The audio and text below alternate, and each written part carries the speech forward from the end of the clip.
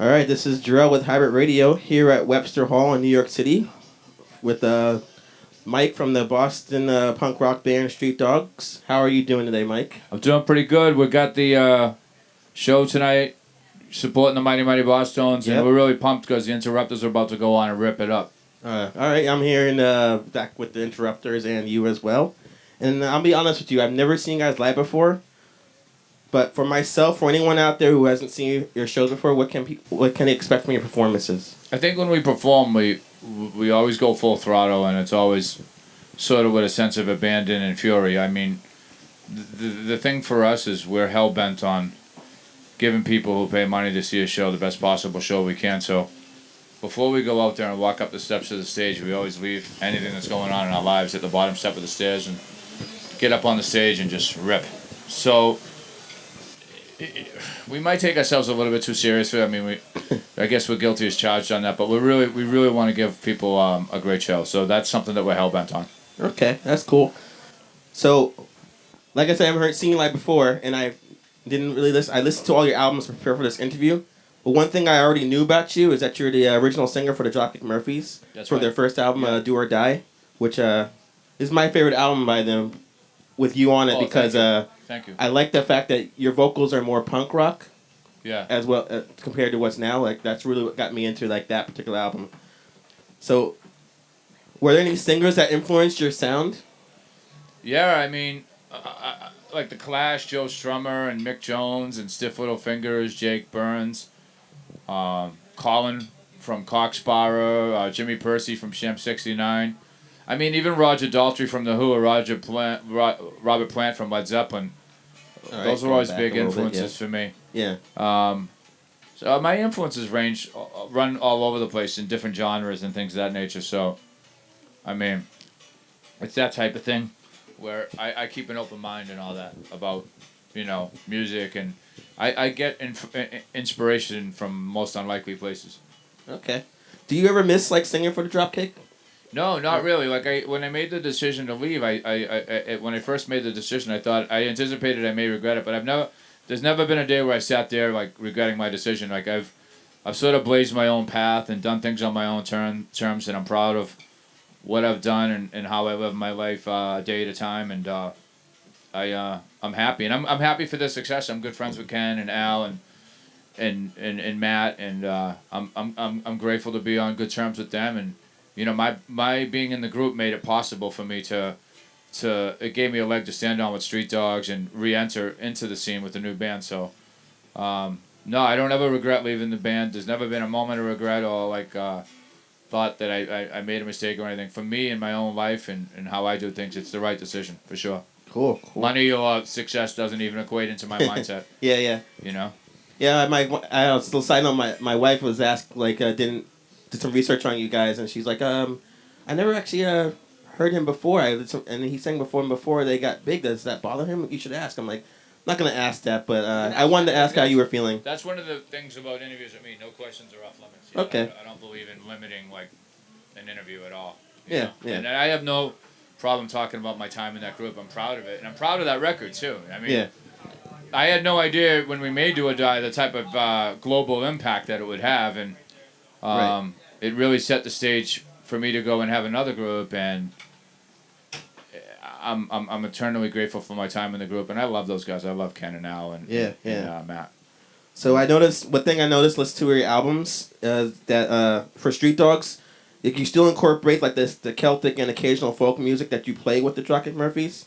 Plus, like you said before, you're still good friends with Al and Ken, who did like songs on the album, Saving Hill. Yeah, they did stand up. Yeah. And do your bands ever like tour together? Like you and Dropkick ever tour together? Yeah, we toured in 2011 on the Sham Rock and Roll tour. How was that tour? It was great. It was Dropkick Murphys, ourselves, Stiff Little Fingers, Chuck Reagan, the Parkington Sisters. So the Mahones were on it as well. So I mean that was a great lineup, a great tour and a good time. And we've played shows with Dropkick Murphys on festivals in Europe, and we would tour with them again in a heartbeat. How was the audience reaction to that, and how was the backstage antics? The backstage antics were great. It's just like we all bust each other's balls and make fun of each other because it's all love and endearment and respect between, guys in both bands. And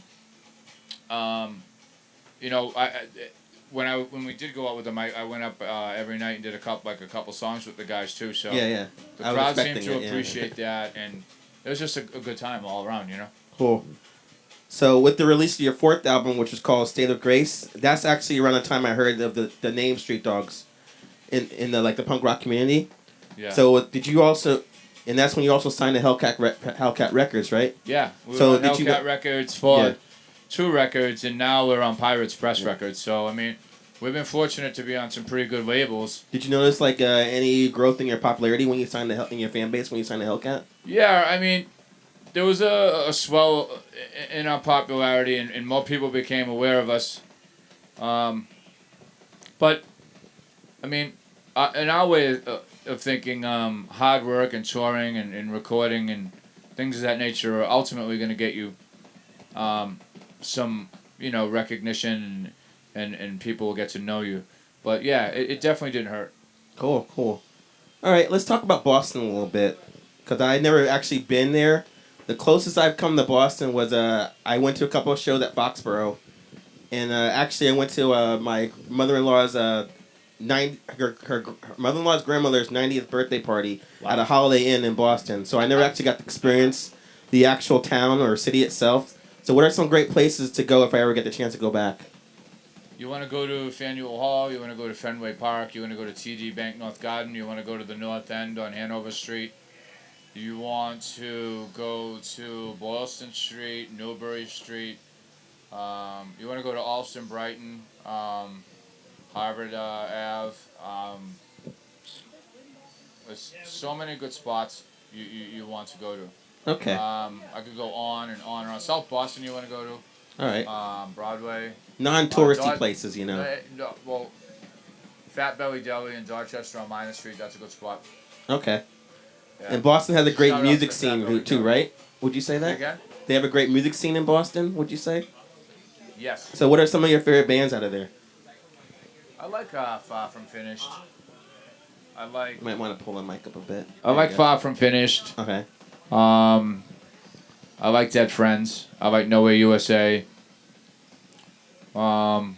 Pixies. I really like OC45. Okay. Some of those bands. The bigger bands, like obviously, the obvious choices are like Aerosmith, the Pixies,